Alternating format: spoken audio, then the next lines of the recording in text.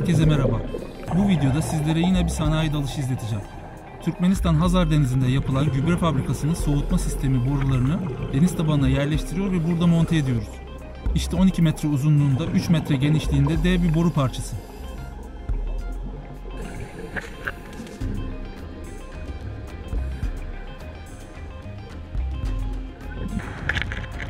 Elimde bir cetvel var. Bununla boruların aralığını ölçeceğim.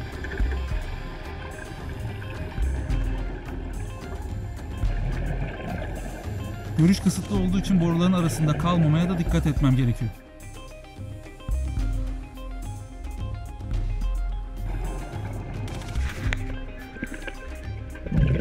Etrafa göz attıktan sonra montaja başlıyoruz.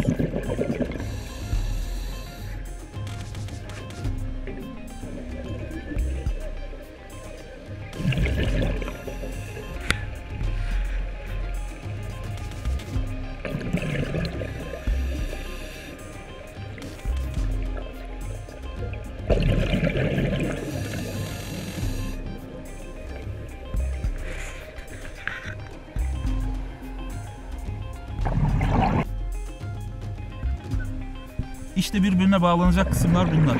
Bir parçanın diğerinin içine girmesi gerekiyor.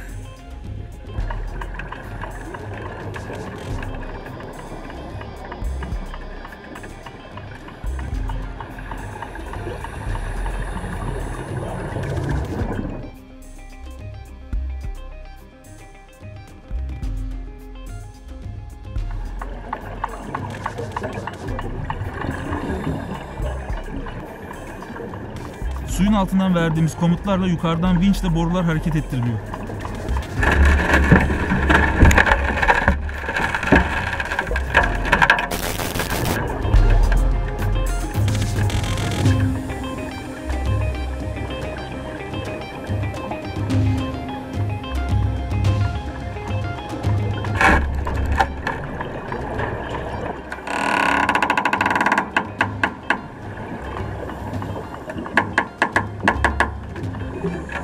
Seslerden de anlaşıldığı gibi ortam çok gergin.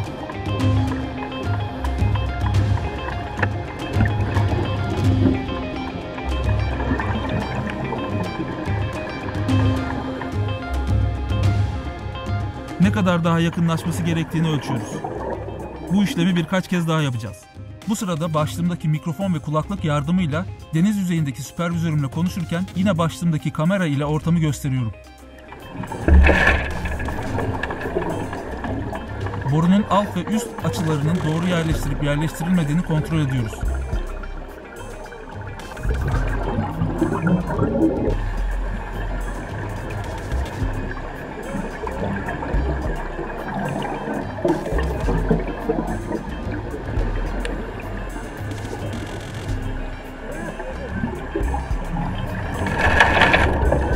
Boru yerleşti.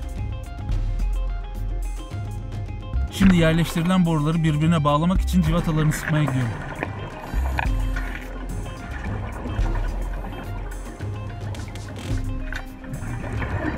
Düşük görüş boruyu yerleştirdikten sonra daha da kötüleşti. 20 santim ilerisini ancak görebiliyorum.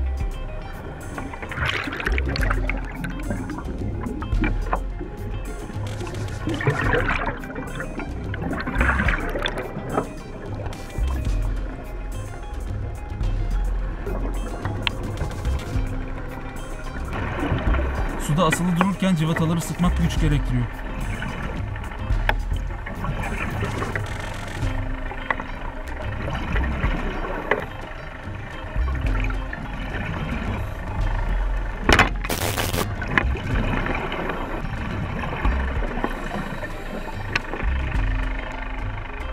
İşlem tamam. Sıra çıkışa geldi. Tabi dekosuz bir sanayi dalışı olmaz. Bu tür işlerde dalış derinliğine ve süresine bağlı olarak değişmek üzere 5 saate kadar deko yapabiliyoruz.